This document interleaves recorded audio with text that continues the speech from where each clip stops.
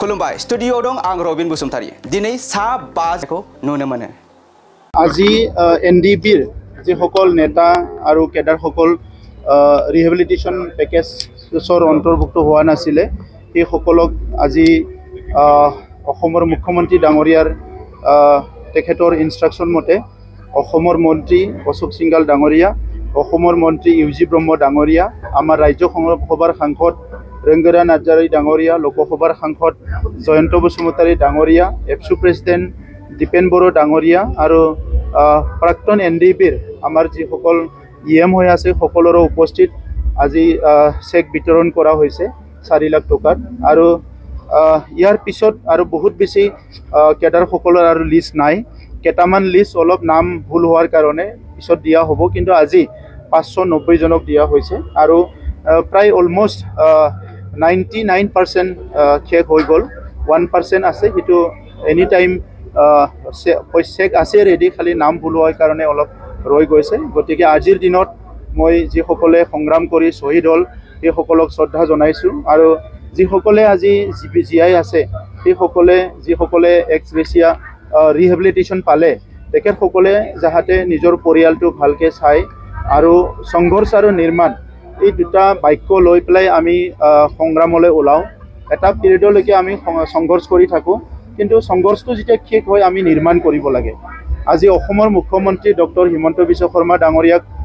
আমি ধন্যবাদ জনাওঁ কাৰণ তেখেতৰ নেতৃত্বত অসমৰ যিসকলে সশস্ত্ৰ সংগ্ৰাম কৰিছিলে সেইসকলে আজি সকলো মূল খুঁটিলৈ আহিল আৰু যিসকলে মূল খুঁটিত আহিছে প্ৰত্যেকজনকে তেখেতে ভাল জীৱন যাপন কৰিব পৰা সুৰক্ষিত এটা জীৱন যাপন কৰিব পৰা আৰু নিজৰ পৰিয়ালৰ লগত খুব ভালকৈ যাতে থাকিব পাৰে পৰিয়ালটো আগুৱাই লৈ যাব পাৰে এই গোটেই দিশটো চাই পেলাই তেখেতে সকলো দিশৰ পৰা সহায় কৰি আছে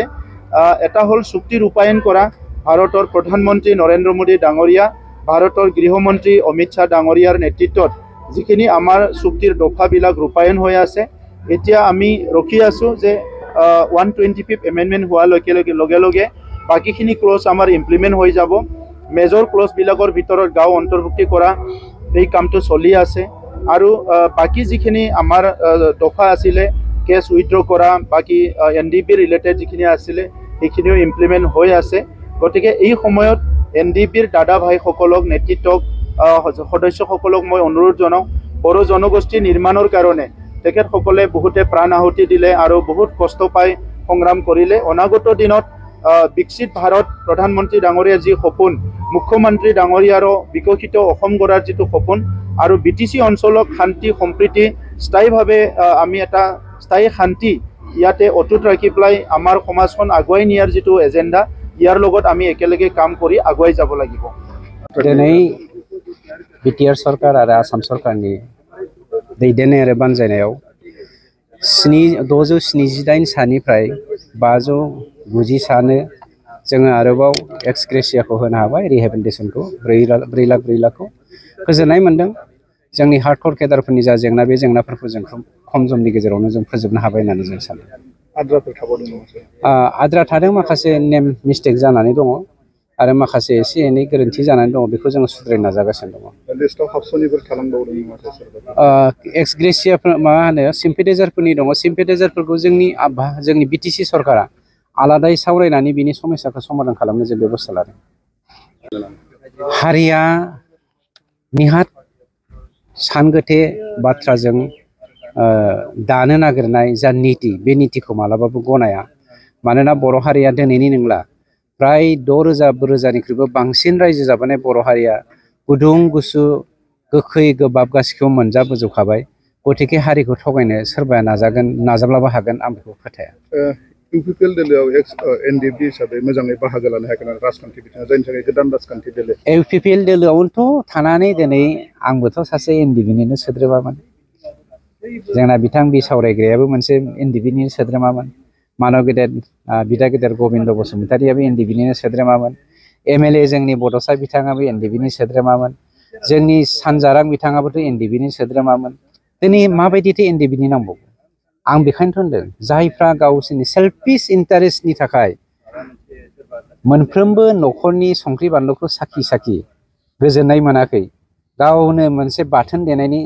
खामानि लानानै हाबाफारि लानानै खामानि मावनो नागिरदों न'खर दानो नागिरदों बेफोरबायदि सेल्फिश मानसिफ्रासो बे हाबाफारिखौ सानदों जोबोद गोजोननाय मोनदों दिनै 590 जायफ्रा एक्स एनडिएफबि केडारफोर बिथांमोना दिनै चेकखौ नाजावनो बा मोननो हाबाय बेनि थाखाय गिबियावनो जोंनि नखर मन्त्रि आरो जोंनि प्राइम मिनिस्टार नरेन्द्र मदि आरो मानगोनां अमित शाह बिथांमोनखौ धन्यबाद होदों आरो जोंनि असमनि मानगोनां chief minister doctor Himanta Biswa Sarma बिथांखौबो धन्यबाद होदों आरो जोंनि बिटिआरनि सिएम मानगोनां प्रमद बर' सार आरो गासै जोंनि एबसुनि दैदेनगिरि बिथांमोनाबो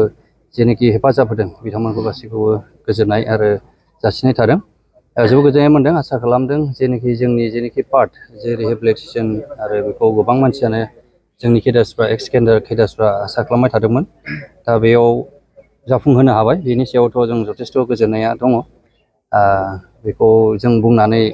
फोजोबनो हानाय नङा आरो बाद बाखि खोथाया जाहैबाय जों दा समाजाव फैबाय हिसाबै जों समाजनि मोजां खामानिखौ बयबो मावनो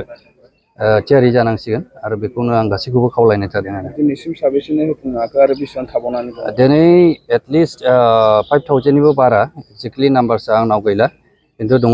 थाबावनायाथ' हार्डक'र केडार हिसाबै सासे सानै थानो हागौ थ' बे हिसाबै बेखौहाय दिनैहाय कमप्लिटलि क्ल'ज खालामनाय जायाखै दाबो आरो नैबे जेनोखि दिनैनि होनाय बेहाय माखासे सालिजारि खालामनाय जादों आरो बेयावहाय जुदि गैयाब्ला बेखौहाय सोसननाय जागोन होननानै माखासे जों मिथिनाय मोनदों आरो जों आसा खालामदों निस्सय 100% जों होजोबनो हासिगोनखौ जोङो आसा खालामदों जेनेबा माखासे खोथा बेरखांबाय थादों जे मेलेसियानि खोथाखौ लानानै जों बेखौ आवगायाव सेल्फ हेल्प ग्रुपनि थ्रुयैबो जों माखासेखौ होनायबो जादों जेरावहाय मोनसे सेल्फ हेल्प ग्रुपआव 12 लाख बेखौहाय WPTनि आन्दाराव होनाय जादों जेखि जाया मानो दिनै जों जेरै असम सरकार सेन्ट्रेल सरकारनि हेल्पआव बा सहायाव जों दिनै मोनफुंनो हाबाय माने फ्रायखौनो होनो हाबाय होननानै जों बुंगोन आरो